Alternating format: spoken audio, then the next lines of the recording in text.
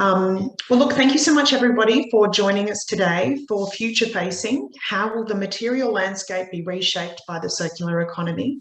And I would like to make a very big special thank you to Dianne Glenn, who has pulled this together. We really appreciate all the energy and effort that she has put in with Bioenergy Australia, and particularly these fantastic events that have been curated. Before we kick things off, I would like to acknowledge the Ngunnawal people, the traditional custodians of the land where I am. I'd like to acknowledge and respect their continuing culture and the contribution that they make to the life of Canberra and the region. I would also like to acknowledge other First Nations peoples on the land of everybody who's joining us here today. Now, in terms of the way that the webinar is going to run, we are obviously recording the webinar, so if you miss anything, don't worry, you'll be able to catch up on it afterwards, and Lauren will send out a link, and it will also be available on Bioenergy Australia's YouTube channel. Anybody who has any questions, and we really do encourage questions and to engage in the event today, please pop those into the Q&A, which is down the bottom of your screen. So you can click on that at any time.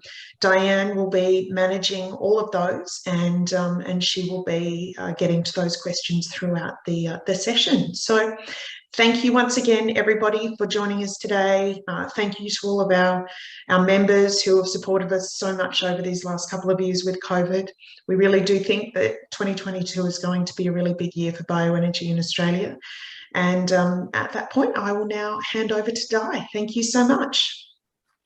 Thank you, Shahana. Thank you for your kind remarks.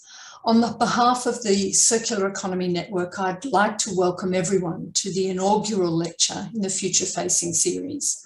I want to take just a minute to introduce you to Bioenergy Australia's Circular Economy Network. We're all familiar with the traditional linear economy of make, use and dispose. A circular economy provides a sustainable alternative to the linear model. The circular economy aims to keep in circulation products and materials at their highest value for as long as possible, and to minimise the demand on virgin resources as feedstocks for the generation of energy and the manufacture of goods. The global economy is transitioning to a circular approach, and Australia is part of this movement. Internationally, key players in global manufacturing are evidencing a more circular resources framework as part of their future-facing strategy for energy generation and materials use, reuse and product design. The purpose of Bioenergy Australia's Circular Economy Network is to expedite Australia's transition to a circular economy. The network does this by supporting Bioenergy Australia in its advocacy and other work with government, industry and the broader community to understand, embrace, adopt and deploy circular economy thinking and approaches wherever possible.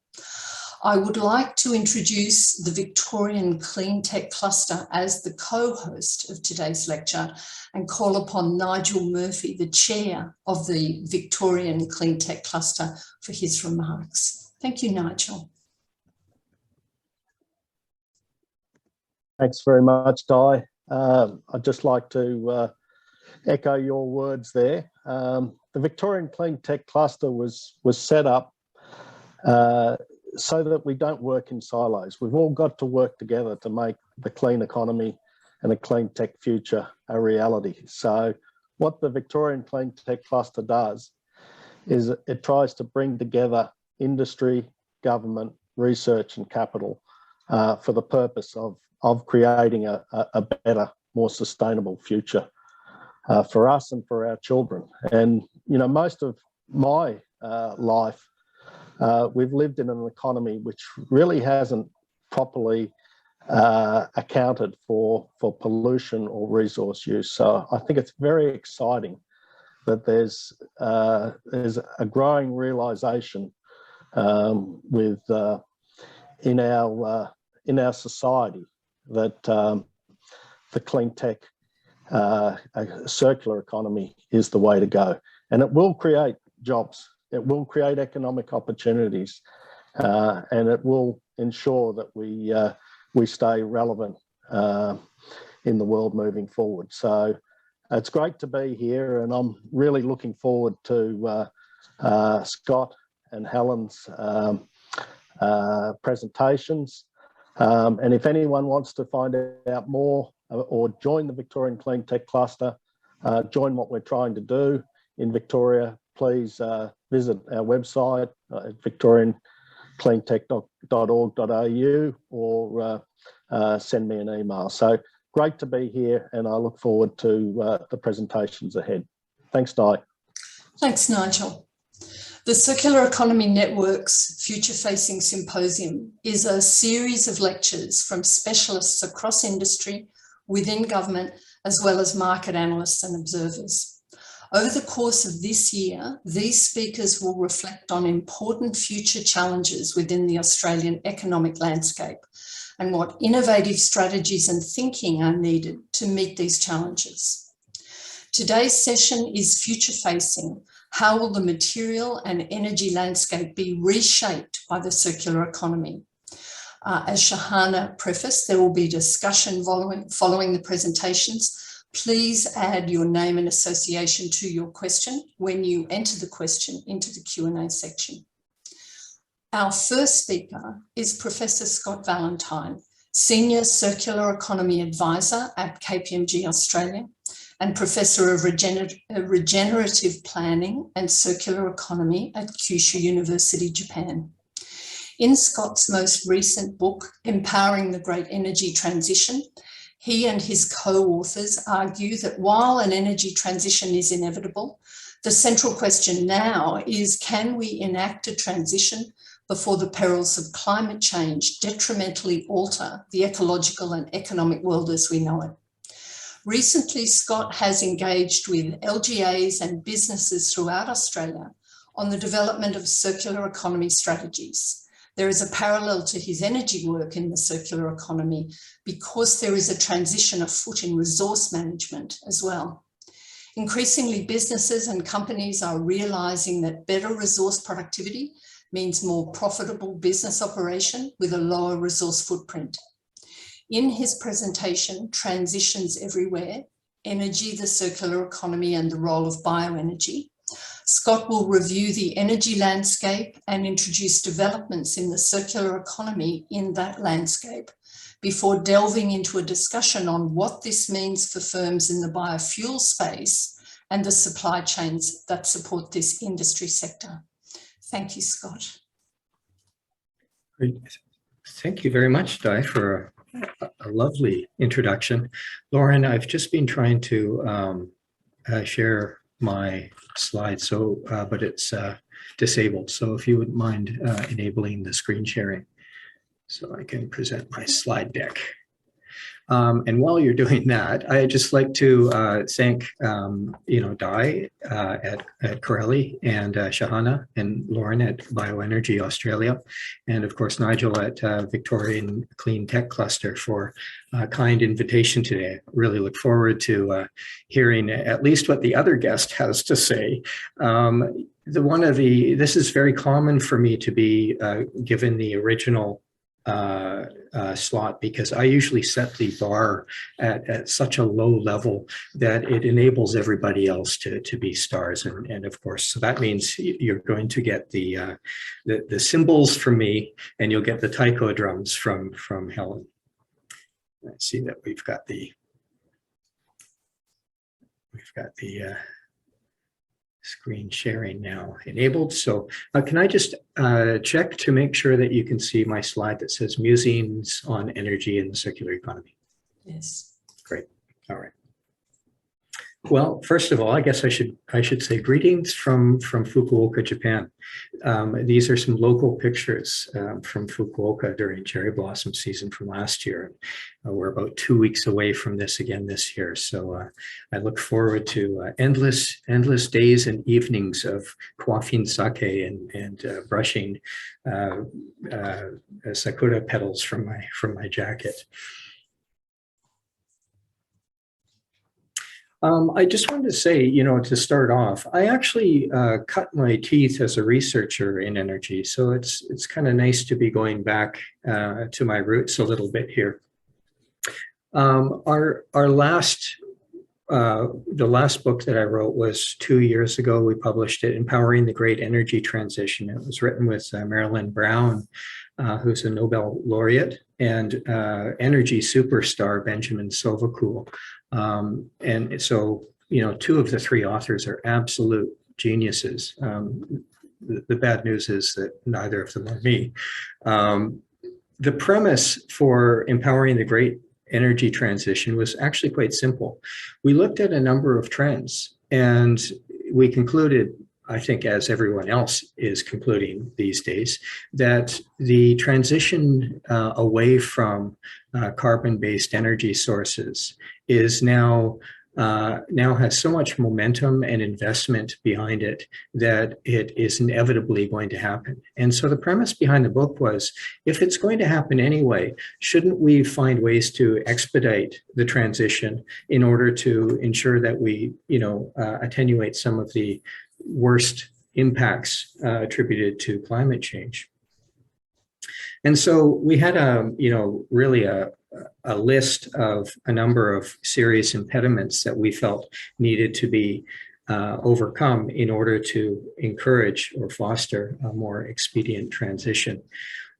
And it's interesting because now when I look back on this 2 years ago at this list, you'll see that I actually haven't said anything about industry competitiveness. In particular, in the bioenergy sector, I haven't said anything about competitiveness. And of course, as we all know, at the end of the day, it comes down to, nations deciding to spend, scarce resources on, supporting energy systems that will drive the economy. And so, of course, encouraging higher levels of competitiveness in the bioenergy field is absolutely essential. So, flash forward. That brings us to the concept of energy and its relationship in the circular economy. Now, why is this related to competitiveness? Well, the circular economy, just to start us off on a foundational level, is about resource optimization. That's the key term, resource optimization. It's done both at a national level and at a corporate level. And this is the beauty of a circular economy lens, is that for the first time, the idea of reducing ecological footprints and also encouraging higher levels of profitability ensures that we can get all stakeholders on board in terms of supporting these types of transitions. So just to emphasize again, the circular economy is not about circles. It is about resource optimization. And so there are three real important components to this. The first one is the top of this schematic here. The goal is for us to keep virgin resources out of the system for as long as possible to attenuate, the global drawdown of these resources. Then the secondary goal within an economy that has kept virgin resources out of the system is to encourage refusal or reduction, so avoidance or reduction of resources, because it optimizes the resource use, right?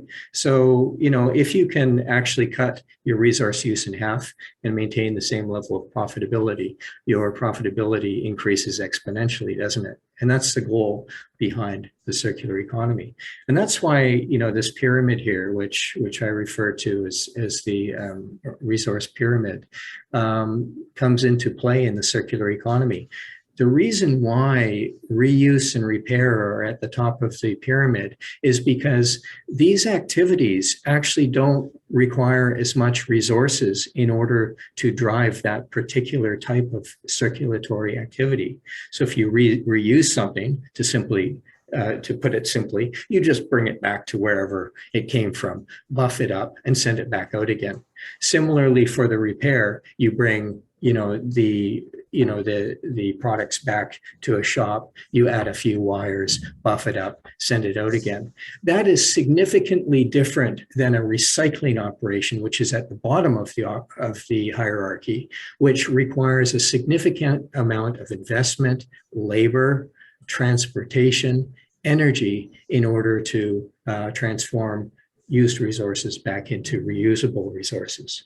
So once again, resource optimization is the key.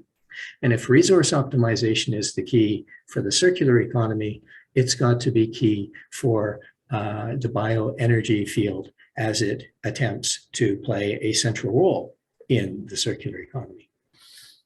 So I'm going to try to give, spark some thinking more than anything else. The idea here is I'm going to put forward 3 propositions and try to explain it in a little bit more detail. I noticed that I think I've got probably about less than 20 minutes, and that's difficult for me because I'm the type of person that, if you ask me what time it is, I feel compelled to first tell you where my watch was made. So I will do my best to try to finish, but if not, we'll leave it where we leave it. Wait for the shepherd's hook to come and virtually remove me from the stage. The first thing is that commercial success of biofuels will depend on enhanced profitability. And I'm going to explain a little bit about why that is and how that connects to the management of supply chain efficiencies. The second trend, or the second future that I see, is that increasingly industry players will be compelled to compete with each other, but at the same time cooperate with each other.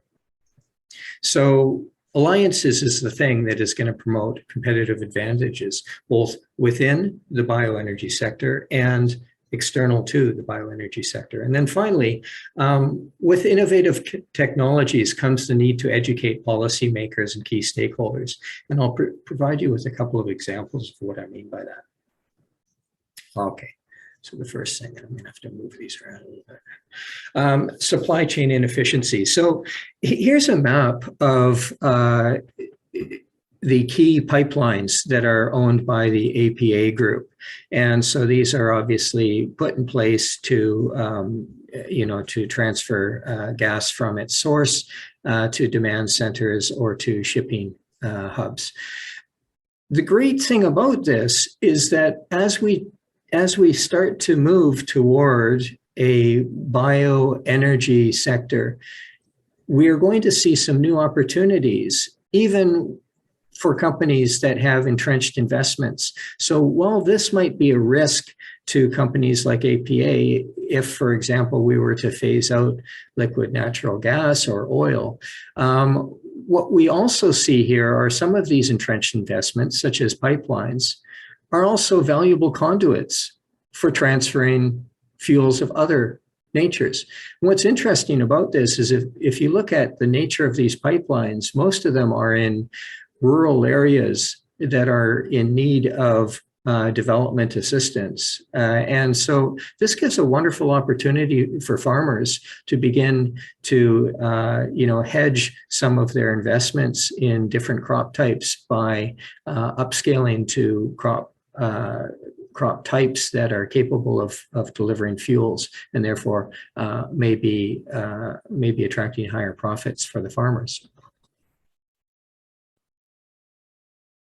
The second element of improving supply chain efficiencies is the emergence of community networks. And this is a great example. This is, we've been working with Bega Cheese in the Bega Valley on the creation of a Bega Circular Valley.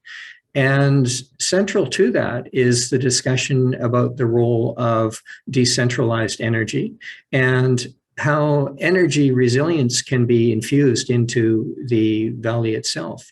And largely the discussion is not on one technology such as wind or solar, but rather on a portfolio of technologies. And what we're looking at as we begin to develop these community networks is how can we maximize the yield of energy from each of the feasible sources that are out there. So what crops are viable in the Bega Valley that farmers might be interested in investing in?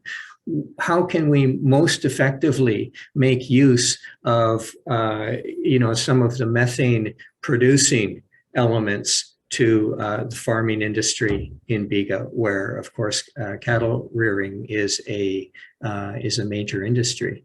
And of course, anyone who's ever been to the Bega Valley will note that there are a number of wonderful hills and that provide a tremendous vista, but at the same time also give rise to wind power potential in the region. So it's really about how do we reach out and bring people collaboratively together to create these networks without, creating animosity that it typically emerges as one particular solution competes with another. The third element of supply chain efficiencies is going to be the need to extract full value. So biofuel companies are just not going to be able to compete with wind, solar, and other storage options if the goal is just simply to extract biofuel and to throw out all of the other usable ingredients. So the companies that win in this sector, in my humble opinion, are going to be the companies that are capable of tying together a supply chain that can optimize the resource value from any given crop. And that doesn't necessarily mean that, bioenergy companies need to be investing in these types of businesses, but it does mean that they need to be on the lookout for strategic alliances that can maximize that supply chain efficiency. I believe this is the last one for supply chain efficiencies. We're going to see a completely new world in terms of transport strategies, and that's still playing out. I remember having this discussion with some executives at Shell, trying to spark their thinking by asking, look, what are your service stations going to look like in the future? What types of mechanisms are you going to apply in order to ensure that you don't wind up with a massive exodus of supply chain providers as a result of a decline of sales in petroleum products.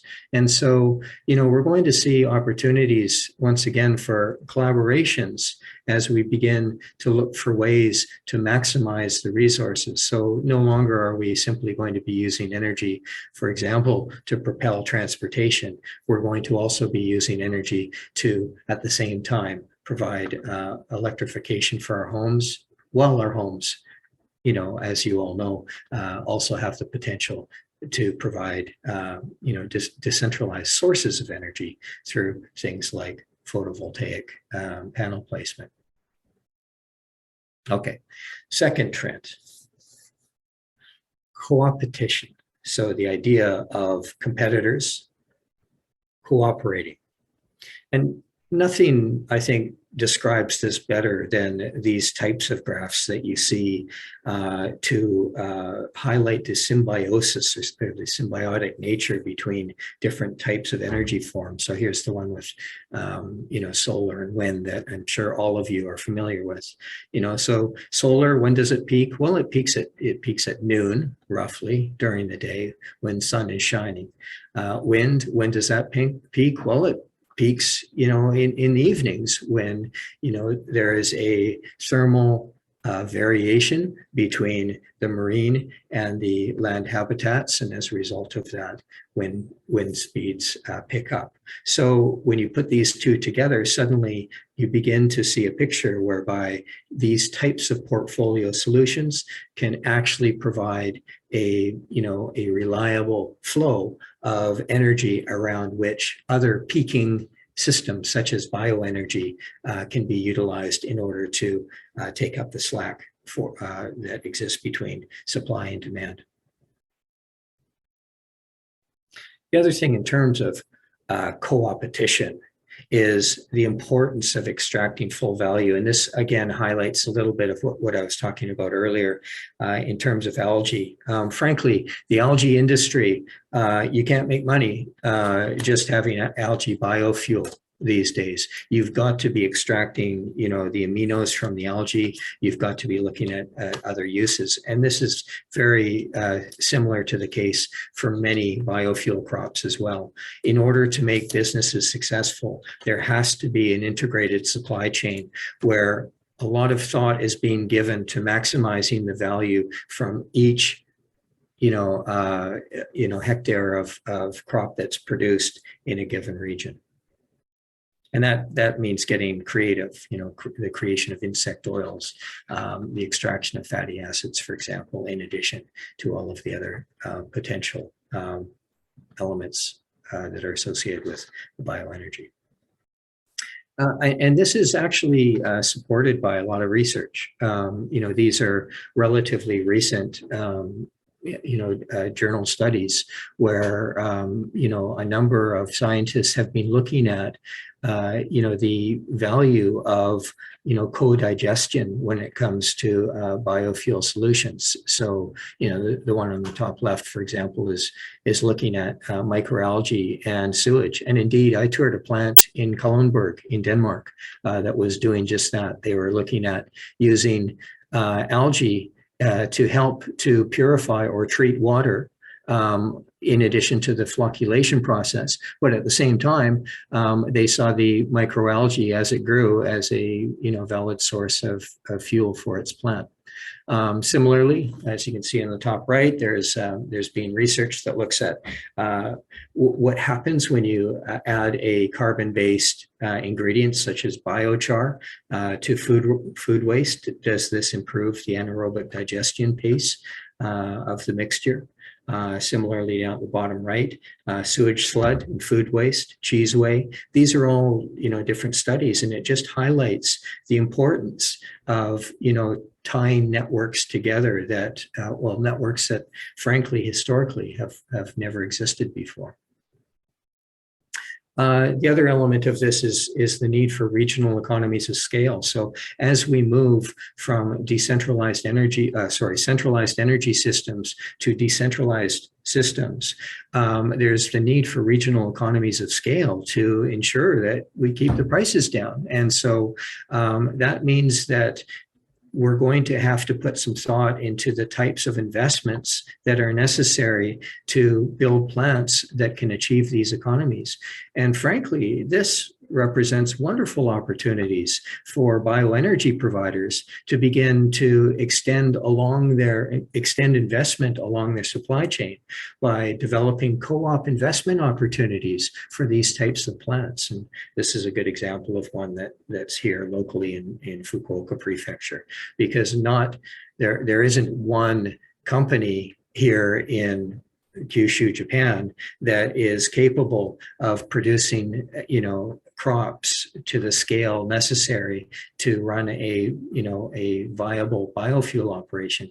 But it certainly is possible if you reach out through industry organizations to tie, these types of efforts together. Okay, my last area is the need to educate. I really only have a couple of things to spark thinking on this. This is a shoe, the world's largest shoe on display in a place called Marikina. And Marikina is a village, it's a municipality of Manila. About 15 years ago, we had a really interesting project there. We proposed, they had a real problem with pollution in their rivers. And essentially the culprit were two things. One was the dyes, because there's a large shoe industry in Marikina. And the second one was the disposal of used cooking oil that was being washed right down the drains and wound up in their rivers. And so the shoe industry was in decline, and there were EPA standards that were being developed to manage this. So our focus was on, what do you do about the used vegetable cooking oil? And so, for us, we were working with the mayor, and we encouraged them to develop a solution whereby the municipal waste department would create a campaign to collect the used cooking oil in in cartons that were distributed to the local residents. And how did we incentivize the people to do that? Well, we incentivized them by giving them by designing a points program. So, for each 100, each liter of biofuel, of used cooking oil that you returned, you would get a certain number of points, and you could use those points for purchasing products for your family. But it took a long time to get them to understand the importance of tying together, your policy to encourage waste collection, your policy to, or the policies necessary to run an outreach campaign with residents to inform them of that this is what you're doing. And then downstream, we wound up taking the biofuel and digesting it to put it into municipal vehicles. And so, that took some time as well, because we had to manage, the relationship with the maintenance yards that were servicing the vehicles. Another quick example. This again was about 12, 15, 16 years ago. We had set up a small social venture when I was at the University of Singapore, and my partner consulted with a meat processing plant in the outskirts of Jakarta. And not to put too fine a point on what happens there, because I know in Australia it's just past 11, you're going to be having lunch soon. But the essence of a meat processing plant is you've got a bunch of cows, and then they go into a large dark building and something really bad happens to them. And then out the back come these succulent beef steaks. But of course, as we all know, as part of the process, you create a lot of this white goo down at the bottom left. And that, of course, isn't the scientific name. This is just simply cow tallow. And, as we all know, tallow has been used historically as a source of candle making in many agrarian nations because of its rich content of biofuel. So on the right, I don't need to speak to you about this. This is the digestion process. Very simple to go from digesting this matter into a biofuel. We actually discovered that by doing this, the company itself would save $1 million a year and be able to electrify its entire plant. Up until that point, it was paying 100,000 Singapore dollars a year in order to dispose of this. So, the question then arises, well, why didn't they think about this before? And the answer is, it's because it's beyond the scope of regular business consciousness. These types of solutions, and there's many examples of them, are just simply things that organizations don't have the skill and capacity to understand. And that's why, also policy can play a role. In Singapore, they have energy consultant incentive programs so that, energy experts can come in and inform companies as to the types of savings that might be possible. Okay. Last one. Need to educate. Here's another great example of the need to educate and manage expectations. Again, about 15 years ago, my team began to research the viability of taking used cooking oil from the McDonald's that was on the campus at the University of Singapore and running a trial by creating biofuel that could be used in the buses. What was really interesting about it is the bus broke down. We thought, oh dear, so we investigated, and it turned out that the reason why is because the biofuel was burning cleaner, and because it was burning cleaner and hotter, it was actually burning off the residual carbon from the petroleum source that it was using previously, and it was clogging the air filters. So, again, this was something that originally turned off the, the transport team that we were working with, which was Comfort Delgro, because, they just thought it was the fault of the biofuel when actually it was the fault of the previous product that they were using. So that's it. That's all I had to say. Nothing earth-shattering, but I hope that, random musings of mine have sparked some thinking in terms of what this could mean for your respective organizations. You know, we're going to see this need for far higher rates of efficacy within the supply chain, and these supply chains are going to start to grow, and they're going to grow by adding alliances that historically didn't exist before. And while we're doing all of this, we've got to begin to educate both entrepreneurs, policymakers, and other businesses as to what the opportunities are. So I hope that sparked a little bit of thinking. And now we'll go from the symbols to the taiko drum of Helen Mercer. Right. Thanks for your time. Scott, thank you very much for your presentation. I'm very much looking forward to the questions and discussion at the end of the session. Very welcome. Tremendous. Our next speaker is Dr. Helen Millicer, Director at One Planet Consulting. Helen is also co-founder of ClimateWise Associations, founder of Climate and Circular Masterclasses with the University of Technology, Sydney, a board advisor at Replas, and the chair of the Churchill Trust Panel in Ag, Commerce and Logistics. Helen has been recently engaged by the federal government to review materials supply chains across the packaging industry. Her analysis delivers to government a series of recommendations to support the changes that are needed in these supply chains for Australia to maintain a competitive position in future export markets in packaging and manufacturing.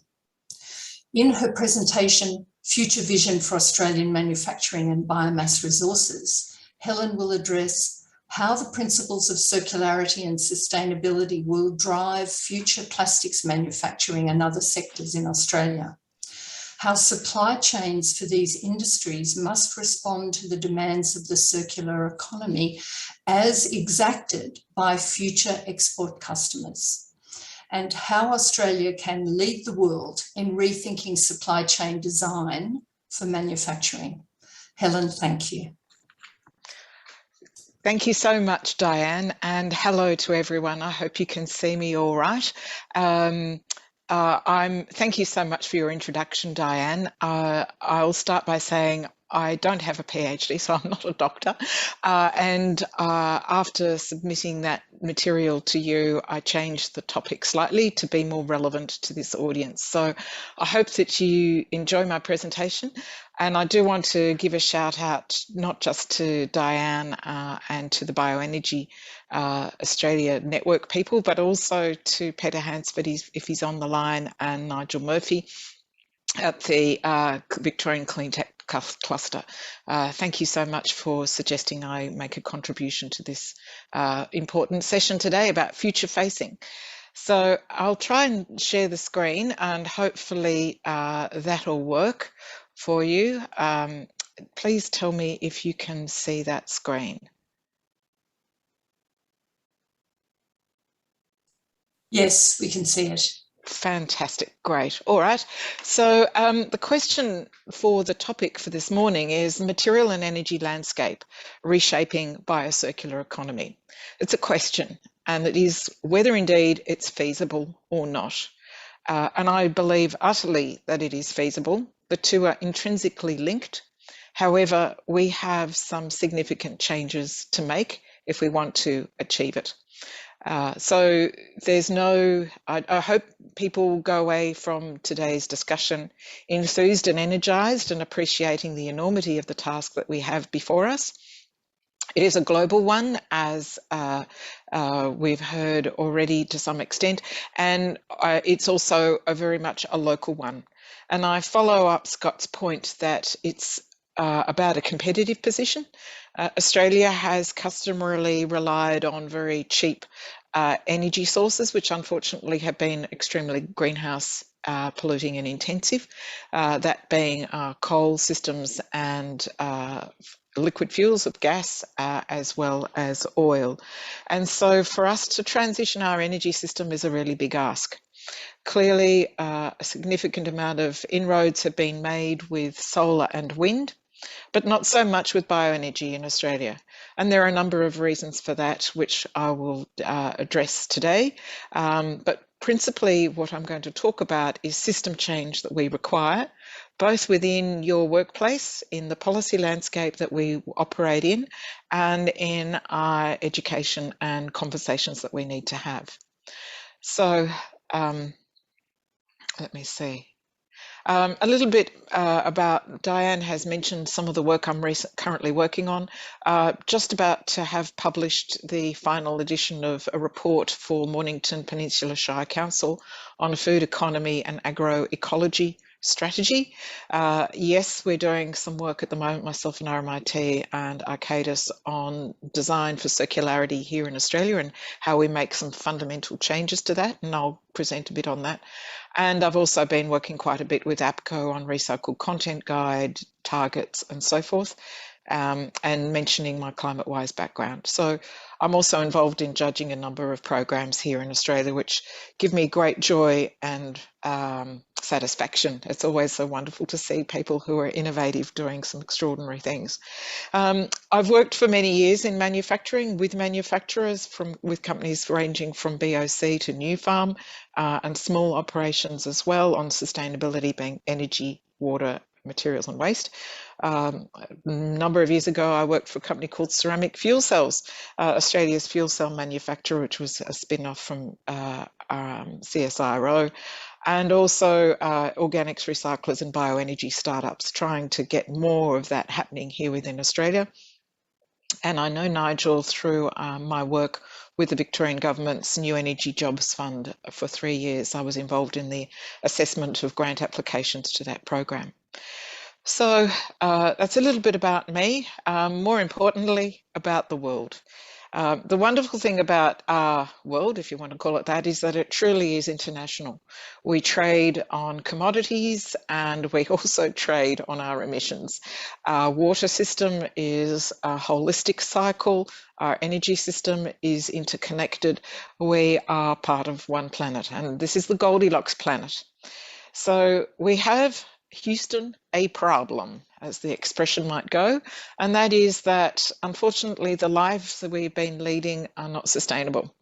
So we have a major challenge before us in a couple of ways. One, in terms of the greenhouse gas emissions arising from the way in which we live, the industry that we have that we must address. We also are going to be and are already experiencing resource scarcity. And this is where both emissions reduction and a circular economy approach is vital. So a number of you will be familiar with this, the Code Red crisis. Throughout my presentation, I've got some links here. When this slides pack is distributed to you, you'll be able to use this for your own delectation. Unfortunately, we have, as you can see, a broken system. This is pretty much what we as humans have been doing since we've discovered the joys of lighting coal, oil and gas, rather than making it into something more durable and permanent. So we are really in a terrible, dire situation. We have a broken system and we must change it. What are the sources of our emissions? And this is important for you to understand that it isn't really so much our land use change, though there is an element of that. Our emissions are arising principally from fossil fuels and industry. And that is in coal, oil, gas and cement. And the sinks for that are the ocean, our land and our atmosphere. But there's only so much that our land, our ocean and atmosphere can absorb. So we absolutely have to cut this off as much as possible through changes to the way we operate. This is the sources, and again, I've cited this here in case this is relevant or of use to you. This was published last year by Australia's Clean Energy Regulator, the CER, and if you hear about the talk around Kyoto, which Australia ratified and then brought into law over an extended period of time, these are the universal figures that are agreed for carbon accounting purposes. And the important ones here for us in the bioenergy space and clean tech space are around combustion and land clearing, in particular, natural gas, landfill and fermentation, which arises from, say, sewage facilities or on-farm open pond systems and so forth, and of course nitrous oxide, which arises from fertilizers, combustion and wastewater treatment. So astonishingly, the first three are all in a sense linked to bioenergy options and are what we do with organic systems. So if we can change the combustion, land clearing, natural gas, landfill, fermentation that goes on within our pond systems, fertilizers, combustion and wastewater treatment, we have a significant capacity to change that trajectory. I won't go into some of the others. You can see they have extraordinarily high factors, but the main sources really in our world are these first three. So it is doable, and it explains why, to some extent, the United Nations and the COP23 conference last year paid so much attention to methane, nitrous oxide and carbon dioxide as ways by which we have to move forward. So the race to 2030, and Dianne or someone, please tell me if I'm running out of time, because I really appreciate that we want to have some time for conversations. So race to 2030, here is where we are, here is how we need to be. So this is absolutely significant. Every shoulder to the wheel is essential for us to make the change. And we have to make that within our own operations, with our lifestyles, the policies that we put in place, the financial systems we put in place, and so on, because our carbon budget is running out. And here's some authoritative work that has been recently done on that subject. So ostensibly, to reach a 50% cut by 2030, we each, all individually, collectively, have to cut around about 7% per annum to reach that, to maintain our temperature at below 2 degrees. Ideally, we want to keep it below 1.5, and we're already above 1. And this is the weather that we're experiencing, and I'm sure we've all found it extremely harrowing of late. So that's one of our problems. The other problem that we have, as I said at the introduction, is a question of how long will things last. We are using materials at an extraordinary record rate. We are extremely profligate in what we do, and we have an extraordinary amount of materials which are being mined, that are precious and important to us, which are being disposed of. I won't go into this slide. I would dearly love it if they produced an update which shows of everything right through from cadmium and tin through to lead, where they say that we only have 1 or 2 decades left of supply on current projections of consumption. They show also in this diagram how much is being recycled. So we're pretty good on lead. We're not very good on aluminium. We're extraordinarily poor on zinc, and we're very poor on silver. And these are materials which are used in solar panels. These are materials that are used in all our electronics as well. So we have a significant, Houston, we have a really big problem. Now, to the organic side, we're experiencing exactly the same challenges. We know that phosphate resources are limited and phosphate is being dissipated. We are going to be finding really significant challenges to feed ourselves. So where is the future for us? It is to cease putting organics into landfill. It is to recover as much as possible through any system we have.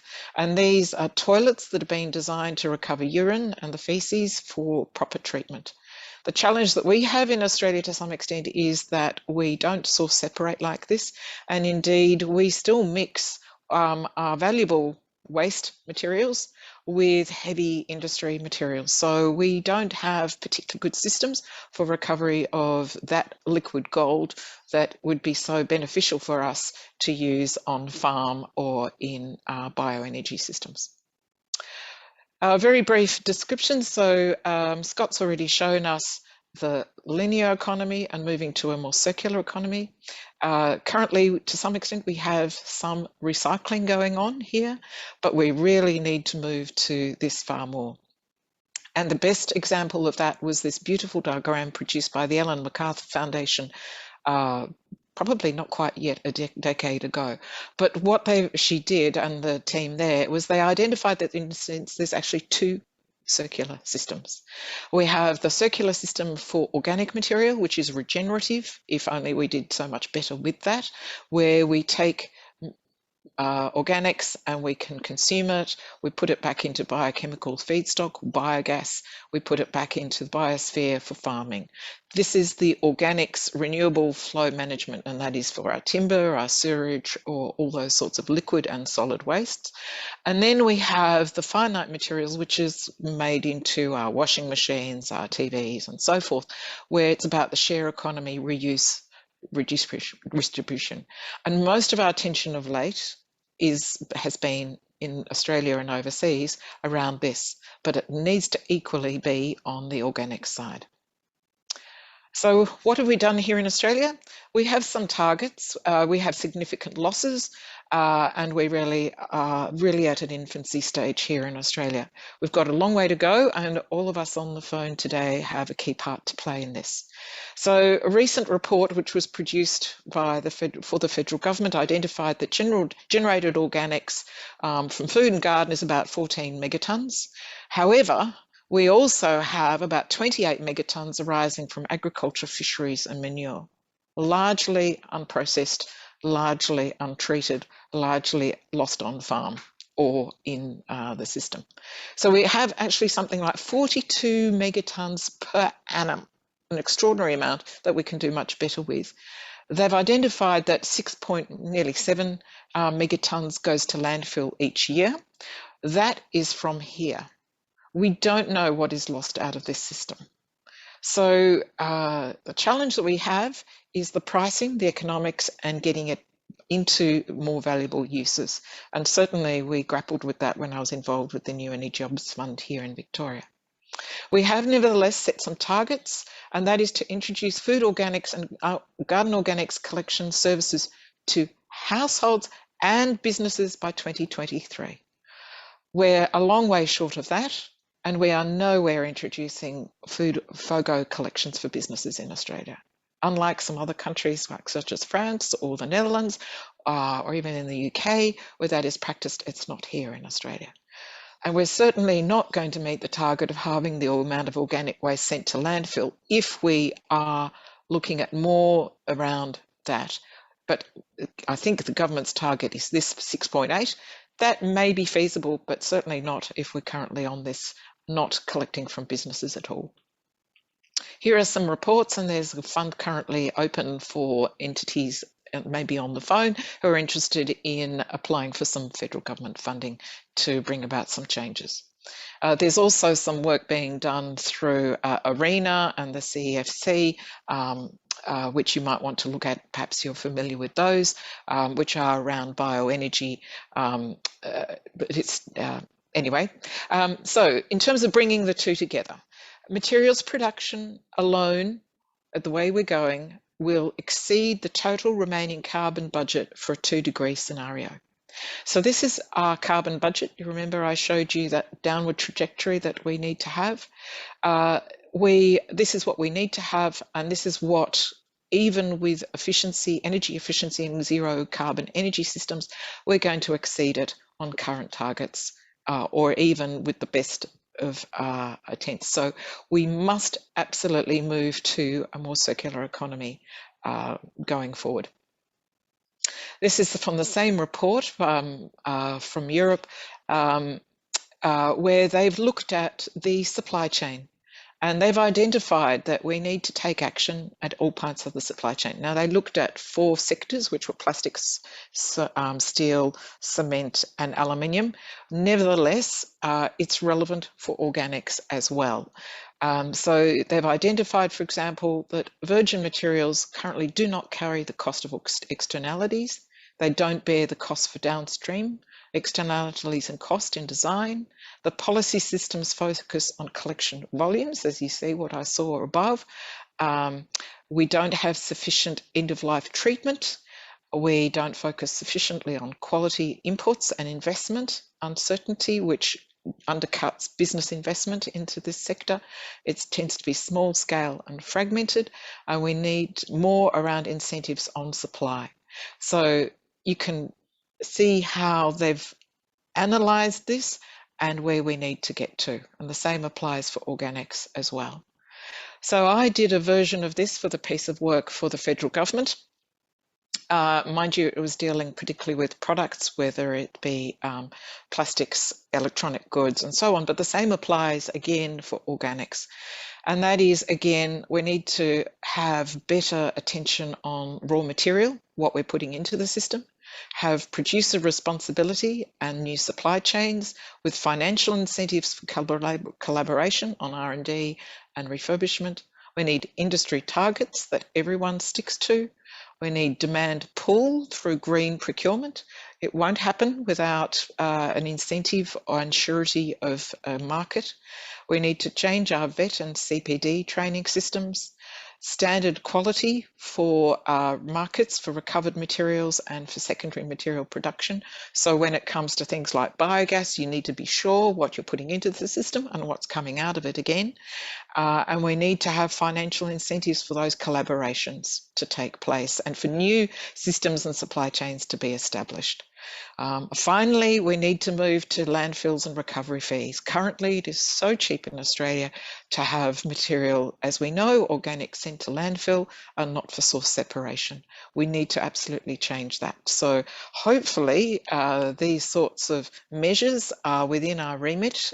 We're capable of doing this. We already have a price differentiation to support separation of organics, but not sufficiently. Here in Victoria, when I was working in the Victorian government, we made a significant decision to have all household organics collected by 2030 for green and for garden and food organic systems. But we're a long way from that. We need to do still more to provide incentives like they do in France and Europe to get organics out of landfill to put it to beneficial reuse. I'm nearing the end, so this is a slide showing the Mornington Peninsula project that I worked on recently, which is hopefully about to be approved next week by the council. The council had already established through their 2030 climate emergency program to sequester 1 megatonne of carbon in plant and soil, and for 20% of their farms to adopt regenerative practices. So with that bold vision, we came up with a strategic way by which they were to do that. And one was, as Scott was discussing, and we've fully endorsed the idea that collaboration is essential. Establishment of markets is essential, and there are criteria, and there has to be some financial incentive and a market for companies and people to make the change. We need to facilitate establishment of regenerative agriculture and community of practice within the municipality, a certification scheme to certify farms and businesses through the supply chain that are participating, incentivise through a change to rates that are charged on farm and participating businesses, and establish a criteria for leasing, because so much land is held but not used. Anyway, I won't go on much more about that, except to say that that's just one municipality, but it's an indication of the kinds of changes that we need and need to be accelerated. Otherwise, we're going to see far more of this. Businesses that are bereft as a result of the climate catastrophes that we're experiencing. This is what we want, not this. We want winners and grinners, not people that have lost so much, if I can take the Prime Minister's expression. So where I've suggested some actions from here, if you agree with me that we are in the Goldilocks planet, it is ours to have and to hold and love, then we must move to a sustainable, resource efficient economy. We can only do that with clean energy and a circular system, which improves productivity, social value, and a repair of environment. Not just care, but repair. So we have a countdown to 2030. So I encourage all of you to work out what is your plan to 2030, how are you going to make cuts to your emissions, how are you going to address the threats that we face, align to the international targets and support the Australian targets, because then you will be more successful in also getting support from your colleagues, from businesses, partners, and so on. Pursue systemic change, and I've just outlined some of the system changes that we need. So in your case for change, put forward the case for these kinds of financial, economic and regulatory changes that we require, because that's fundamentally what we need, not just small incremental changes within your own businesses, but systemic change. Rearrange your contracts, your agreements, your fees, your incentives. You have it within your power through procurement and the agreements that you frame to do so. And please support your associations to support these kinds of proactive measures, because your associations are the voice for change. So whether that's Bioenergy Australia or the CleanTech group, it's absolutely essential that you do so. I had the joy during my Churchill scholarship to see some extraordinary programs, and in my travels overseas to see in the UK farmers that had bioenergy 1 megawatt systems, where they produce not only biogas but heat for neighbouring businesses to dry their timber, to produce ammonia, to produce bio fertiliser that was then applied on farm and sold.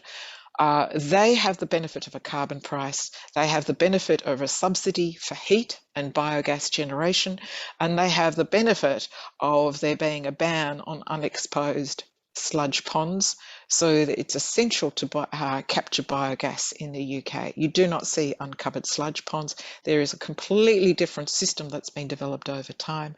The same again in Malaysia we've seen, and in the Netherlands I was privileged to see an organics composter who has now also become one of the largest plastics reprocessors through a diversified business utilising their skill sets and knowledge. But they've done so within an environment where there is a price and support and a surety of a market with targets for what they produce. So I'll end there. Thank you, Dianne. Thank you, Helen. That was a most thought-provoking presentation. I would like to invite you and Scott to form a panel, and we're going to open to the audience for questions and comments. I think it's going to be a very engaging discussion, and I'd like to leverage my position as chair to ask the first question. I am very keen to understand from both of you your thoughts on what are the key triggers in this country to change. Is it a pull from the export market? Is it a pull from government? Is it a push from the consumer? What is going to really start to add energy and momentum to the change that we really must make across industry sectors? Helen, would you like to make some thoughts about, provide some thoughts on that? Well, there's no one silver bullet, Dianne. I'm sorry to keep, using euphemisms like that, but it's true. It is a multiplicity of responses that we need, and it is everything that I've outlined, that we need to cease putting organic material into landfill. We need to provide significant support and incentives for new supply chains to be established to recover as much of that extraordinary amount of organic material, whether it's from farms, manufacturing facilities, whether it's from dispersed facilities like households. It's not within it's not impossible for us to do that. We absolutely must do that, and it needs to be quality material. So that comes to the heart of then assessing and having proper processes in place to ensure that material that is supplied for biogas generation is clean. It can't be that we have with so much general waste going to landfills. So there are some good examples of municipalities here in Australia which have really high clean standards of their FOGO. However, that's not really ideal for biogas generation unless it's going to a sewage treatment plant facility, such as with a water authority, where they have capacity for biogas generation. If we're talking biogas, such as an AD facility, which might be on farm or in a manufacturing plant, there needs to be significant changes to the rules about what is going to organics, and to ensure that they have sufficient incentive to pay for the capital upfront cost of establishing that kind of facility.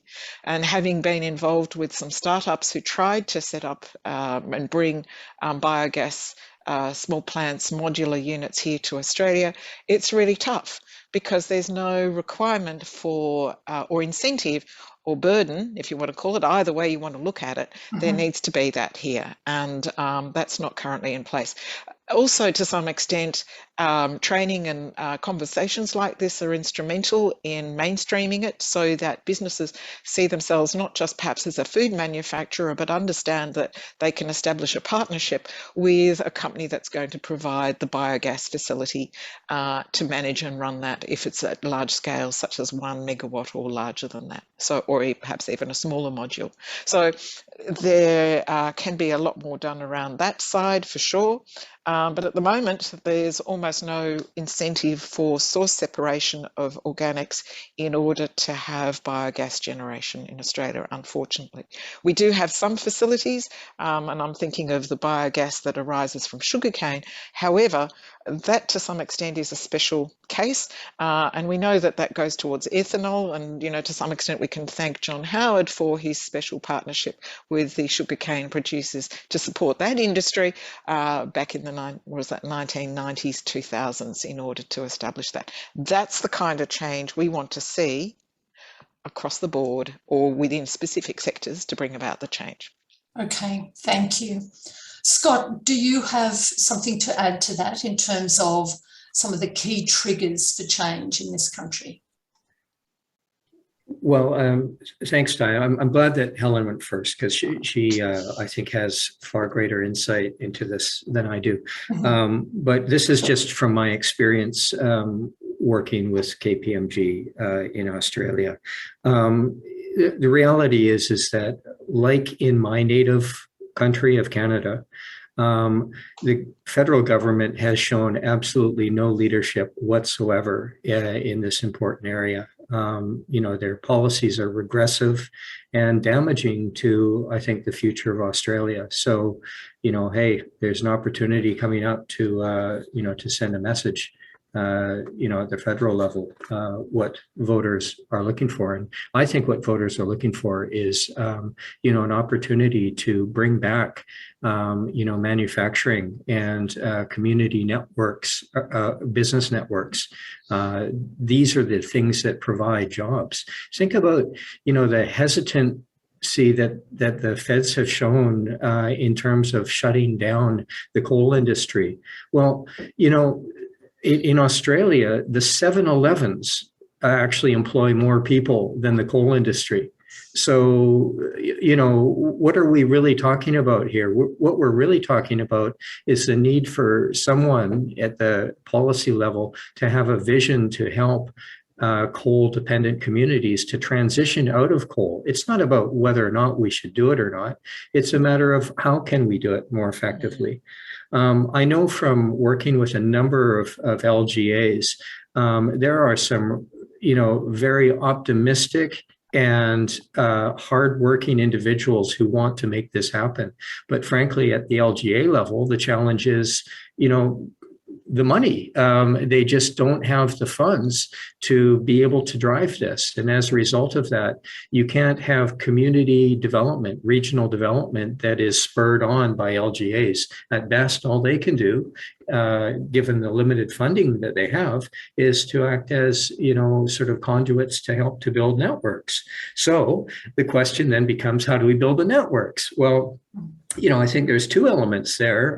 One is industry associations. So, like Bioenergy Australia, like Victorian CleanTech Cluster, needs to ensure that it is aggressively pursuing educational campaigns in order to help entrepreneurs and companies to understand what the options are. And then the second element of this is that banks, and we're seeing this now, need to begin to adjust for a new era of dynamic risk.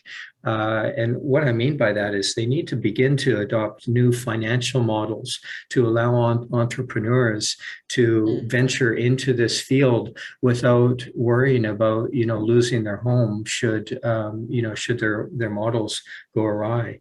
It means that banks, instead of looking at one-on-one relationships, need to be exploring the idea of, cooperative investments and how can they, encourage this type of investment. Because if you go to Denmark, if you go to, Germany or many of the nations where you're seeing, great inroads for alternative energy, what you're actually seeing is a lot of cooperative investment and largely led by agricultural concerns. So that's my 2 cents worth.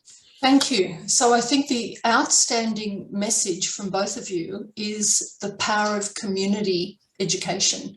That if you've got a market, sorry, Helen, if you've got a market with the consumer pushing for change, you provide incentives for government to respond.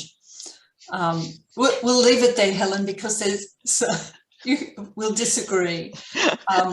We've got a couple of questions coming in. One from Daniel. Do you see the dedicated bioenergy crops as a valuable feedstocks for the bioenergy sector as it scales in the future? I think you've addressed this to a certain extent, Scott. So do you want to make a brief comment about that? Only if you read the question again. I will. It's 9 o'clock here. I usually, my brain doesn't work usually until about 4:30 in the afternoon. Okay. Yeah. The role of dedicated bioenergy crops as a valuable feedstock for the bioenergy sector. Oh, well, are you kidding? I mean, that is the process that we should be looking at. I mean, Helen's right. There's obviously, we're looking at a trade-off here. If you move into energy crops, it means that, food scarcity, not in Australia, but becomes an issue because there's an issue of certain crops. It means that food prices go up. So, if you're switching away from strawberries, for example, we're going to see consumers having to pay more money for strawberries as they wander into Coles or Woolies. But, the bottom line is that for farmers, this is an incredible opportunity because if you're investing in an energy crop, for example, you have the opportunity to sell that commodity. You have the opportunity to expand to some sort of tertiary processing before you send it to market. So there's a business opportunity there. You have an opportunity to take the wastes from the tertiary processing and use that for other value-added activities. So, I think that, the opportunities in the ag sector are just enormous. Helen, would you like to add to that? Yes, I share the issue in terms of growing crops just for the purpose of generating energy. When, perhaps there's, particularly in Australia, we have the blessing of so much wind and sun. The place for organics processing for bioenergy is really from the residual material streams. And you think, if I go back to those numbers that I showed, that's extraordinary quantities of organic material for which still we're putting significant quantities into landfill. We did have a discussion in the Victorian government about the idea of separating food organics from garden organics in order to have clean systems for biogas generation, but from households that really is really complicated. That's not to say that couldn't be done from food manufacturing plants, thinking of drink manufacturers and so forth. There's an extraordinary amount of agricultural waste, if we want to call it waste, I hate the term waste, that is there for the keeping, I think, without necessarily just drawing upon and growing crops for bioenergy. The challenge that we face is really around the economics. So I can remember talking with and looking at, business cases for collection of the offcuts from timber in order to put that through a bioenergy system out of the harvested areas from timber harvesting. But they just leave that to lie on the ground and rot away. It does go back into the organics, into the soil and so forth eventually, but it's the cost of bringing it off a mountain or off a field and putting it through a system is beyond what a business would really want to do at the moment. Now, this is where a price on carbon or a price on waste or some organic waste helps achieve that. Now, at the moment, anyway, I won't go into the federal government's scheme for which is a taxpayer-funded scheme for that we have here for carbon, but nevertheless, it's not within our intelligence to be able to come up with systems.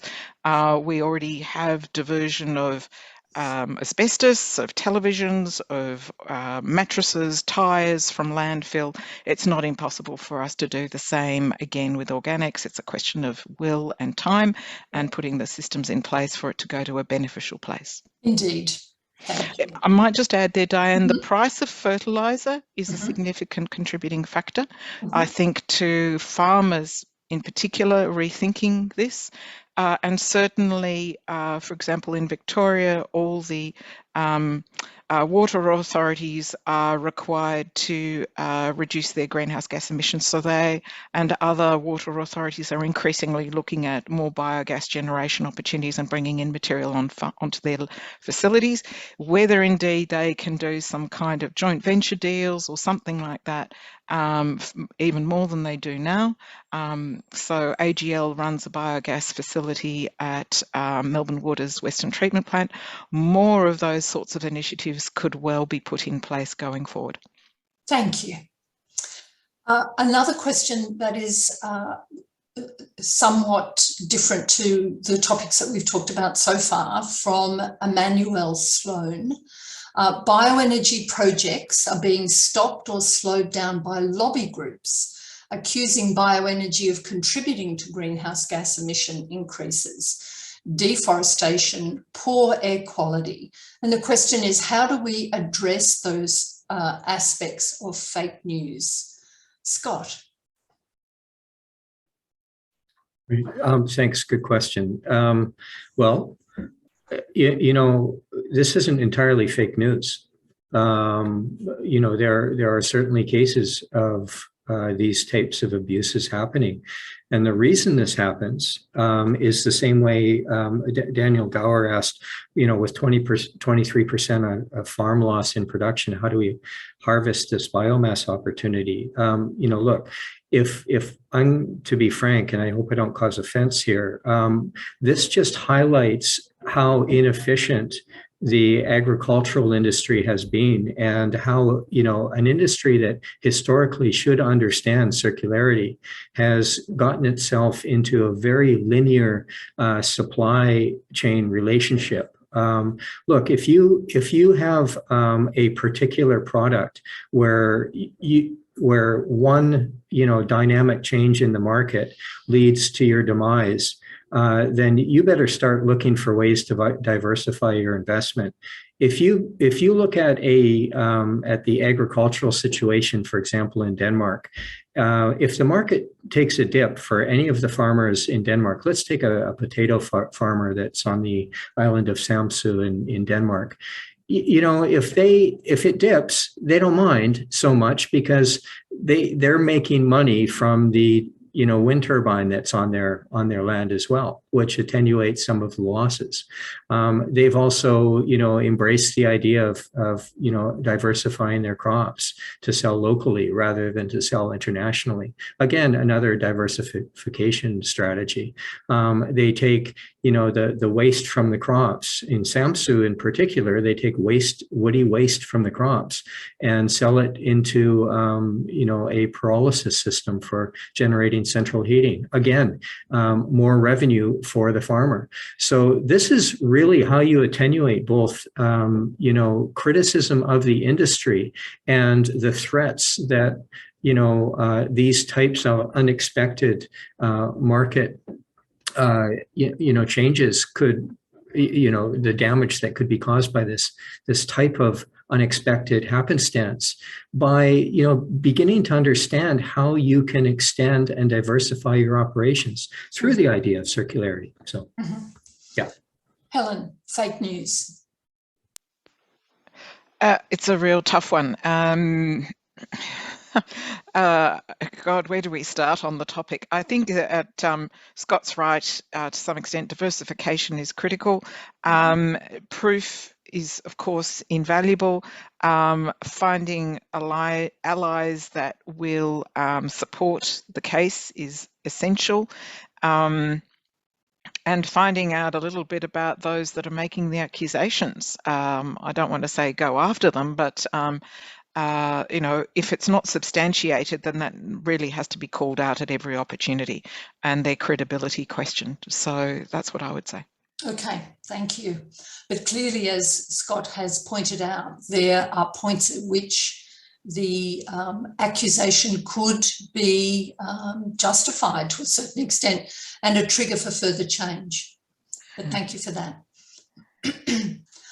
We have two questions from Mark Glover, or discussion points. As a response to the question as to where is the critical point to start the process to trigger systematic change, the vast range of product initiators and designers, the ultimate situation makers, after which everyone else in the circle are situation takers.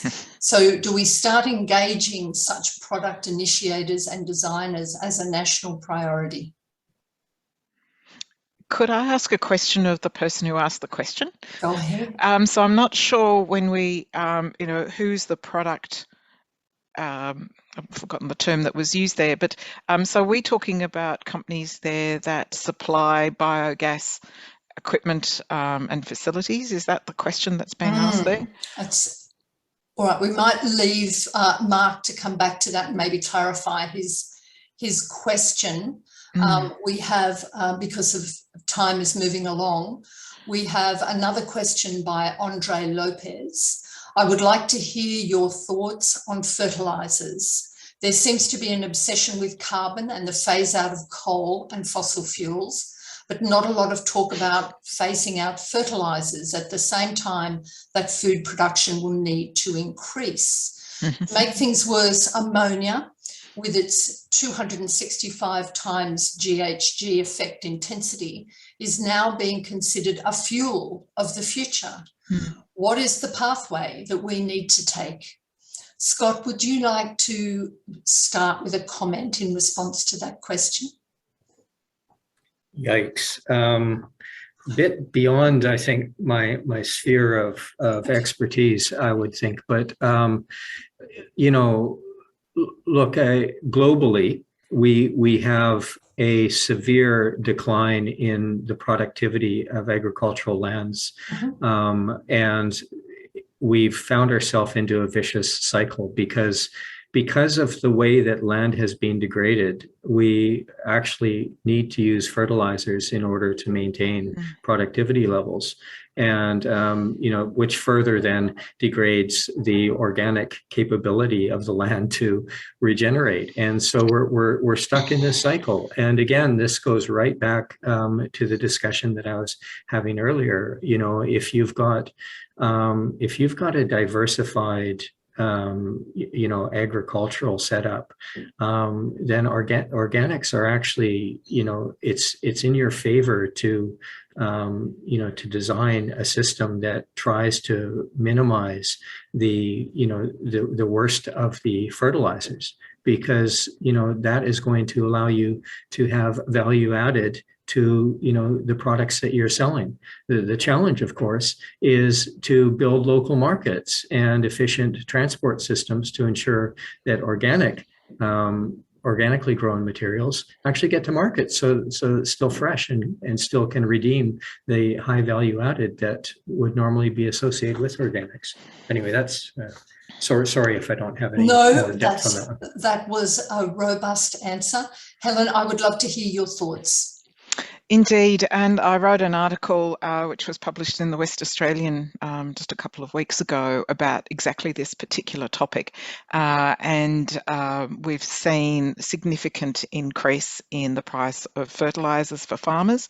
I do think that that will not diminish over time, and whether it's sufficient to of itself to be to generate more change by farmers to pay for organics to be compost or mulch or so on to be spread on land.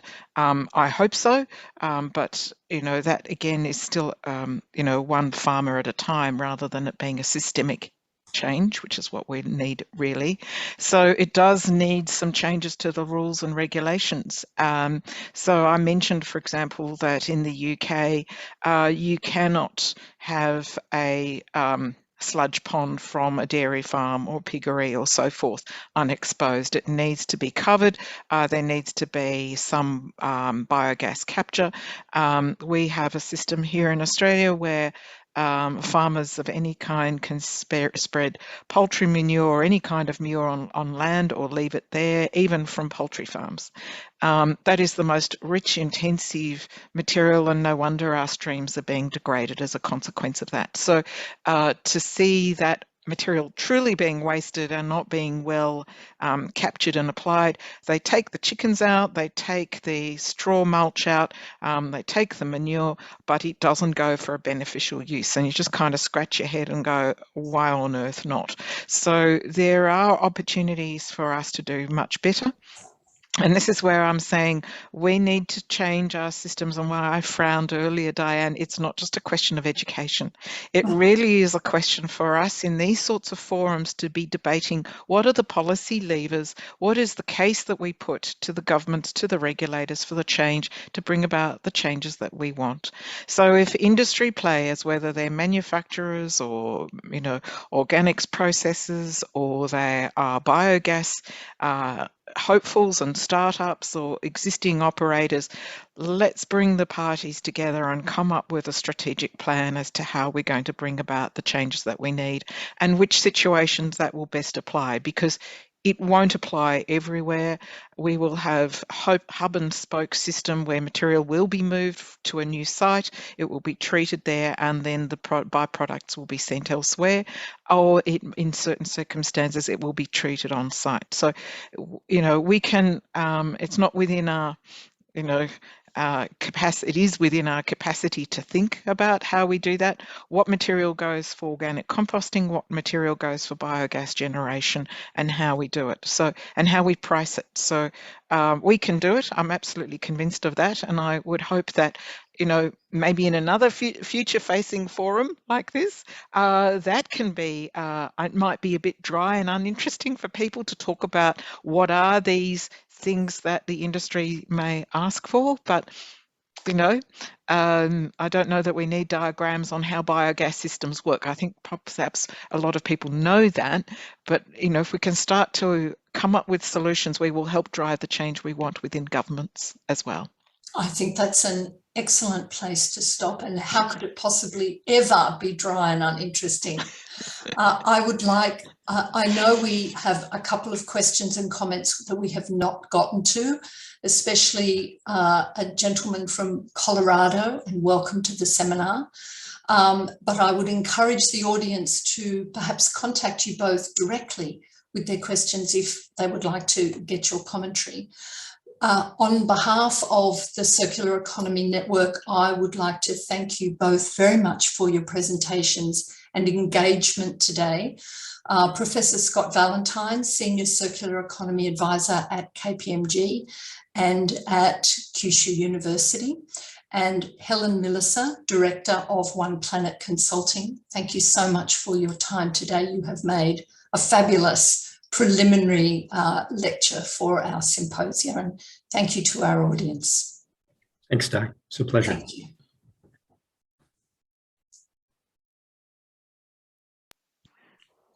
Thank you so much, Dianne and team. It's been a pleasure.